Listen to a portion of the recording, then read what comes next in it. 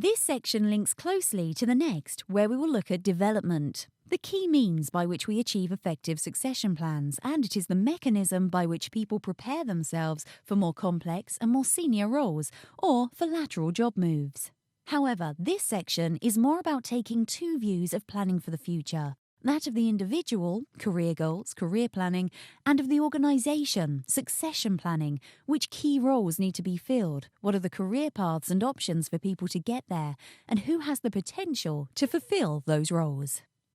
High-performing companies structure how employees' talents are identified, developed, tracked, and moved across the organisation. However, different people want different things from work, and there is increasing research to suggest that a career for life is less high on the priority list for those entering work today than it was for those who were born just after the war. But, even for the millennial and Gen Y employees, growth, progression, challenge, variety, learning, and development are all important, so managers need to think about how they are meeting people's expectations of working life and ensuring they get what they want and need from their role in the organisation.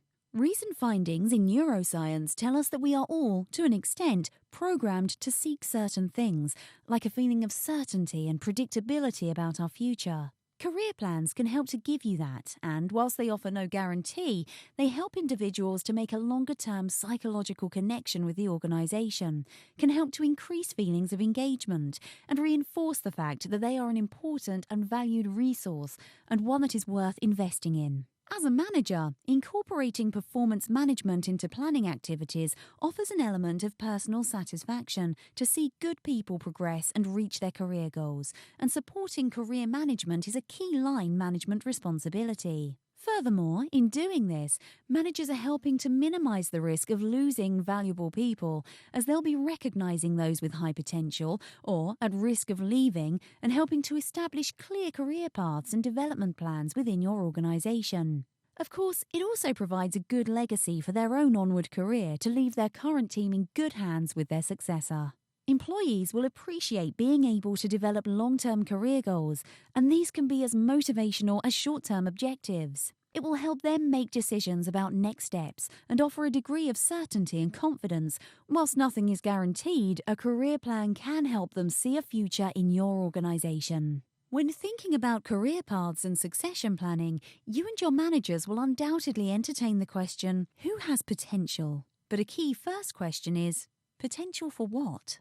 Think about future key roles for a person and the skills and capabilities needed to deliver this role and perform effectively and successfully. Then take a look and see which of these areas could be demonstrated earlier on in a career and see who is displaying these skills.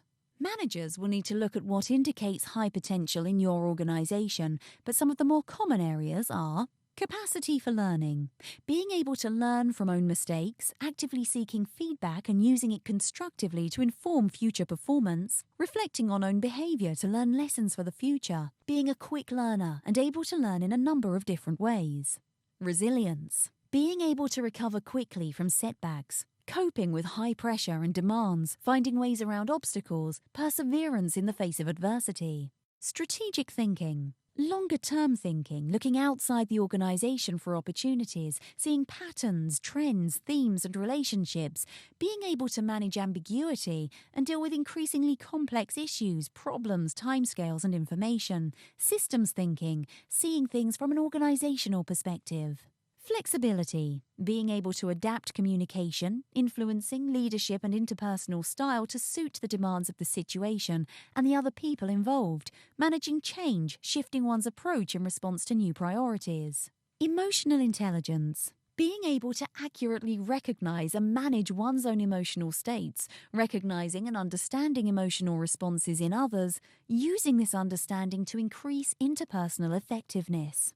Drive and motivation, being a self-starter, actively seeking out opportunities to learn and stretch oneself, showing a drive to make a difference, actively managing and planning a career, setting, stretching personal goals. The key aspect of identifying potential is finding ways to measure or assess these areas. Making use of 360-degree feedback is useful, but the manager will also need to determine if the person has the opportunity in their current role to demonstrate these key areas of high potential that is being sought. If not, what new challenges or stretch tasks can be given to him or her to demonstrate this? Managers will want to ensure that every team member has a plan to take them beyond the current performance year and help them grow and develop. Get individuals to contribute to the plan. Suggest that they talk to people across the organisation to find out more about other roles.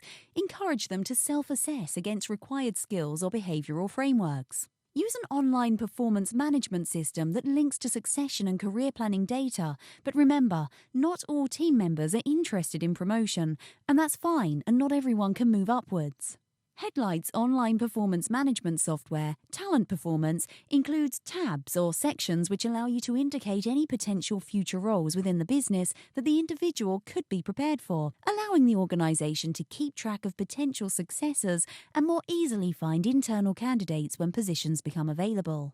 It also has a section which is aimed more at individuals themselves, getting them to think critically about their career goals and aims and assessing their current skills, knowledge and competencies so they can more easily find matches with suitable roles and potential pathways. Keep in mind that high potential is different from high performance. This is how the Corporate Executive Board and Corporate Leadership Council, What the Best Companies Do 2008, define the difference between high potential and high performance.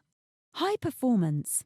A high-performance employee is an employee who does their job very well, but does not necessarily demonstrate measurable skills and abilities beyond those required for their current position. Being a high performer indicates being a good fit in the current job and does not indicate readiness for promotion. High potential. A high-potential employee has characteristics that go beyond high performance. The Council defines a high-potential employee as someone with ability, engagement, and aspiration to rise to and succeed in more senior, critical positions. Companies profiled in CLC research often define their high-potential employees as having the potential to become leaders at various levels of the organisation and use the term potential synonymously with leadership ability. Consider the opportunities that people have to show potential for other roles, and don't assume that success in one role automatically leads to success in another. Encourage people to look at role demands and requirements and plan how the requisite skills, knowledge, and competencies can be developed. And finally, evidence will need to be collected to demonstrate potential and performance for use at talent review meetings.